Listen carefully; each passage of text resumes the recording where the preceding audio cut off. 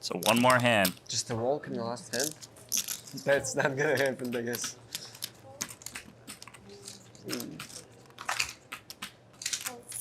Maybe it is. Walk, last hand. Oi. Pop, pop, pop. Easy. Easy money.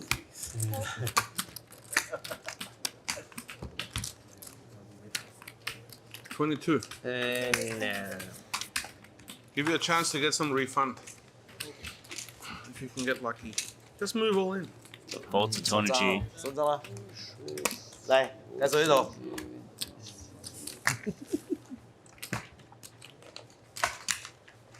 Two, four, six, seven. They want to qualify.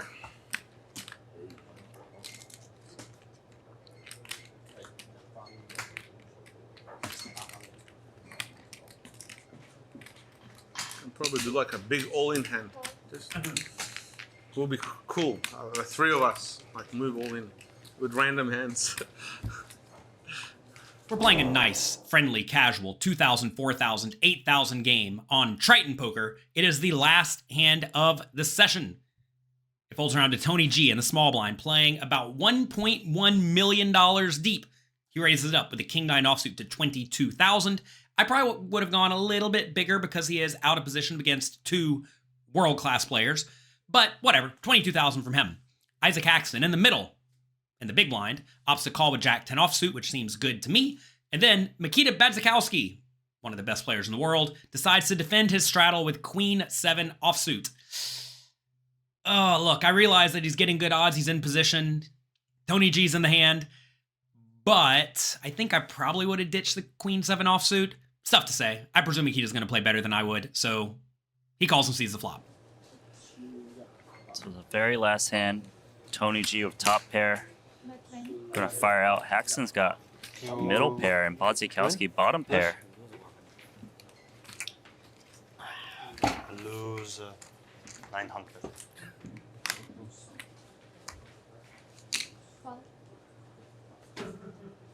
There's one call from Haxton.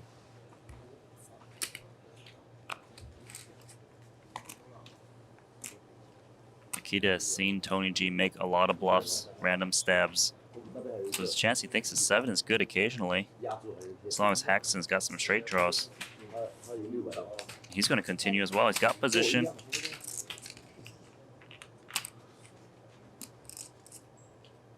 The flop gives everyone a little something. It comes King, Jack, 7. Everyone has a pair. Tony G, continuation bets 20,000 on the flop, which seems fine enough to me. He could also check. Whatever. Isaac Haxton in the middle with Jack-10 opts to call, which seems reasonable. And then Mikita, again, in position, getting really good odds, decides to call. And I think if there is one person who could have folded at this point, it is Mikita, because if he gets a 7, it's going to be kind of hard to get paid off for a lot because he should have a lot of 7s in his range. And if he gets a queen, he could easily be against King Queen or Queen Jack from Tony or Isaac Haxton. So I think I, again, would have let this go multi-way. But again, I'm going to presume Mikita's right. He calls. Let's go to the turn. A complete blank. Tony G is reaching for a lot of chips. 70,000 euros, half the pot. He's got the best hand. His image has really been paying off.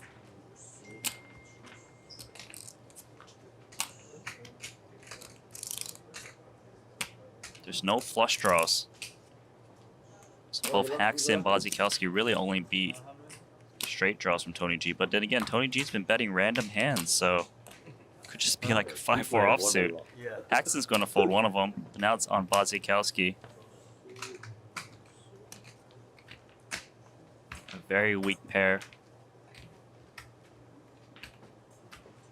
And a lot of tension going on. Tony G is actually quite silent in this hand. Might be going through Badziakouski's mind.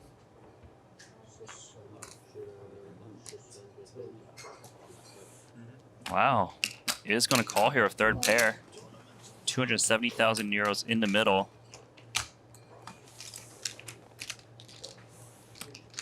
The turn is the 2 of diamonds, a complete brick. Tony G continues betting. He's very happy with his hand. He bets 70,000 into the 130,000 pot. Now at this point, kind of like I was saying, Mikita should probably ditch it on the flop. I think Isaac Haction should ditch it on the turn because now he's getting worse odds, and it's clear Tony and Mikita both have something, right? They're not just in there blasting it with nothing. Well, Tony may be blasting it with nothing, but Mikita has something. So this is another scenario where if Isaac improves to trips or to pair on the river, he could still have the worst hand, and there's no guarantee he'll even get paid off. So I think he should probably fold, and he does. Now that it's heads up, Mikita is in a much more reasonable spot because now his outs are going to be a little bit more live in general.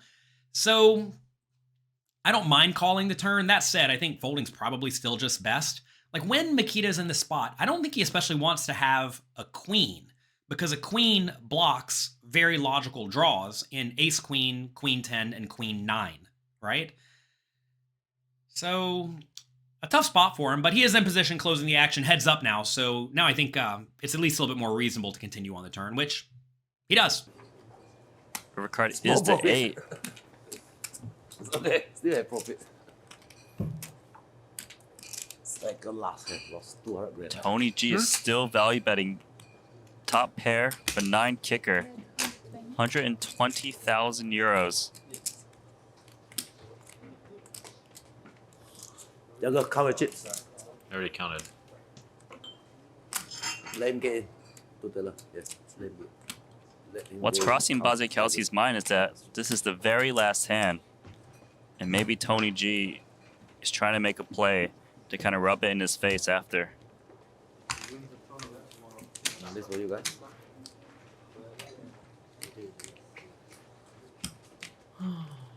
And Tony G is completely silent. For 925 plus 5.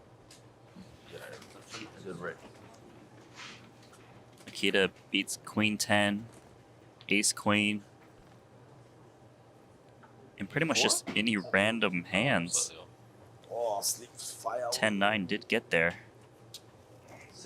Does also beat queen 9, I can sleep 7 hours.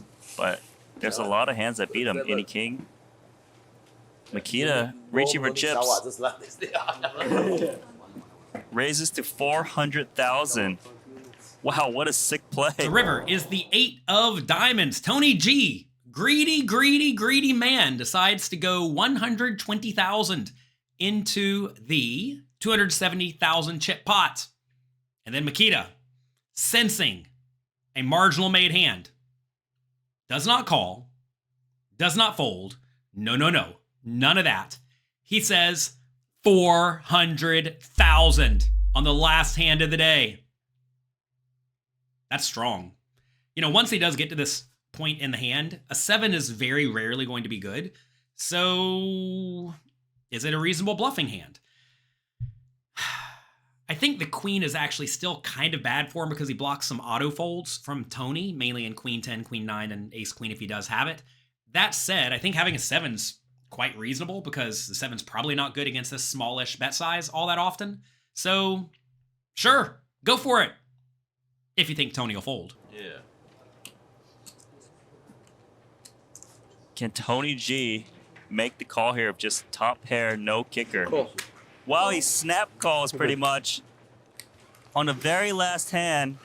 I'm the best! The best! Yes! The best! Yes! The best! Wow. But looks, you bluff me, huh? The Belarusian, huh? Not good enough for me in cash games, buddy. I'm gonna destroy you! Nice. Why you bluff me? You got a 7, get a queen. He get a queen, he get me. I pay. Ah, you bluff me? No. Yana, we're going shopping, buddy. Shopping, beautiful, nice jet. No more. If you've ever watched Tony G play poker, sometimes he's kind of nitty, but when he gets to the river and he thinks you are pushing him around, he finds the call a lot. And this time was no exception. Tony's had a whole lot of fun, interesting quips at the table, such as, You feel my power, baby? I'm ready to die. You're not ready to die. Date with an 8. Am I the greatest? I want to go out blazing. I don't want to go out like you dribbling away. I'm here to take it all, not like you. And I played it like a set. Only Tony G can do this. Give him a refill. You are gone, gone, gone. And where are these jerks from? What sort of nits are you producing? People at home, no, I haven't looked. You're a professional player and I can do this to you. That's a good look. Saving 100 euros for the bus fare home. That's what he's trying to do, right? Oh, you lied. Of course I lied. It's poker, Phil. On your bike. On your bike. what I want to know is, what is your favorite thing anyone has ever said at the poker table? Like, on your bike by Tony G, or I can dodge bullet babies by Bullet Babies. I can dodge bullets, baby, by Phil Hellmuth, or I got top by Jamie Gold, or maybe something else. Take a second, think about it, and let me know in the comment section below. While you're down there, click the like and subscribe button.